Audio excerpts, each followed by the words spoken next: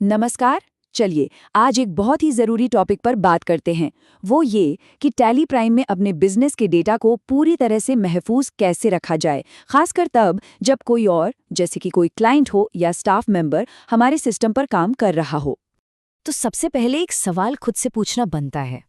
सोचने वाली बात है ना, कि जब कोई और हमारा टैली इस्तेमाल कर रहा है तो क्या हमारा बिजनेस डेटा वाकई में सेफ है? ये एक बहुत ही ज़रूरी सवाल है।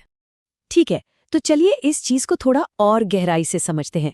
आखिर ये जो हम सबको पूरा कंट्रोल दे देते हैं, इसमें असल में खतरा क्या है?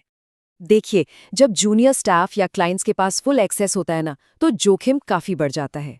वो गलती से या शायद जानबूझकर कोई ज़रूरी डेटा डिलीट कर सकते हैं, रिपोर्ट्स में हेरफेर कर सकते हैं, या हो सकता है कंपनी की सेटिंग्स ही बदल डालें।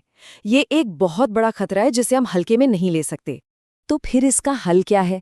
खैर, घबराने की कोई बात नहीं है, क्योंकि इसका समाधान बहुत आसान है। चलिए देखते हैं कि टैली की सिक्योरिटी शील्ड को आखिर एक्टिवेट कैसे करना है। और ये करना बहुत ही ज्यादा आसान है। सबसे पहले कीबोर्ड पर ऑल्ट के साथ के दबाइए, फिर मेन्यू में से सिक्योरिटी ऑप्शन चुनिए और बस कंट्रोल यूजर एक्सेस को येस पर सेट कर दीजिए। बस इतना ही करना है। अब आता है अगला और सबसे जरूरी कदम, एक मजबूत एडमिन पासवर्ड सेट करना। इसको ऐसे समझिए कि ये आपके बिजनेस की तिजोरी की मास्टर चाबी है, और ये चाबी सिर्फ और सिर्फ बिजनेस के मालिक के पास ही होनी चाहिए। ठीक है, मास्टर लॉक तो लग गया है। अब हम एक नया यूजर बनाएंगे, खास तौर पर उस क्लाइंट या स्टाफ मेंबर के लिए जिसे हमें लिमिटेड एक्सेस देना है। इसके लिए सिक्योरिटी मेनू में जाके यूजर्स एंड पासवर्ड्स को चुनना है। वहां ऐड यूजर पर क्लिक कीजिए और अपने क्लाइंट या स्टाफ के लिए एक नया यूजर नेम और पासवर्ड बना लीजिए।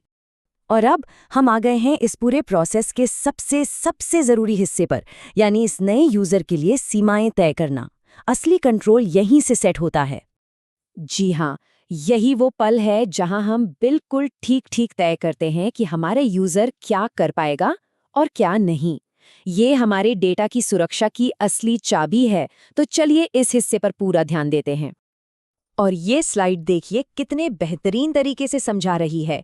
मान लीजिए कोई डेटा एंट्री ऑपरेटर है, तो हम क्रिएट वाउचर्स को येस पर सेट कर देंगे ताकि वो अपना काम कर सकें, लेकिन ऑल्टर और डिलीट को नो पर रखेंगे ताकि हमारा पुराना रिकॉर्ड एकदम सुरक्षित रहे। और हाँ, व्यू रिपोर्ट्स को भी नो पर सेट करना बहुत ज़रूरी है ताकि वो प्रॉफिट एंड लॉस जैसी सेंसिटिव जानकारी न देख पाएं।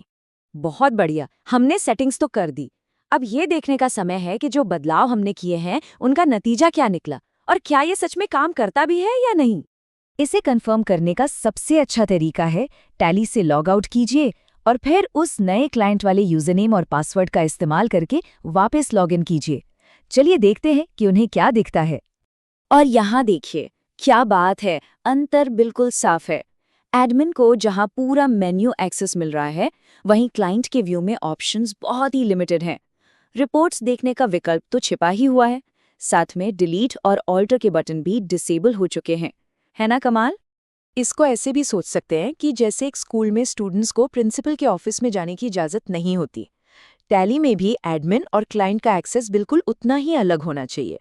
ये एक बेहतरीन मिसाल है इसे याद रखने के लिए। तो आज हमने क्या सीखा? 3 सबसे ज़रूरी बातें। पहली, टैली प्राइम की इनबिल्ट सिक्योरिटी को एक्टिवेट करना है। दूसरी, हर व्यक्ति के लिए एक अलग यूज़र प्रोफाइल बनाना है। और तीसरी, अपने डेटा को बचाने के लिए बिल्कुल सटीक परमिशन सेट करनी है। तो अब आपका डेटा आपके कंट्रोल में है। अब सवाल ये है कि अगला क्या सुरक्षित करेंगे? इस पर सोचिएगा ज़रूर। आखिर अपने बिजनेस की सुरक्षा की जिम्मेदारी भी तो हमारे ही हाथों में है।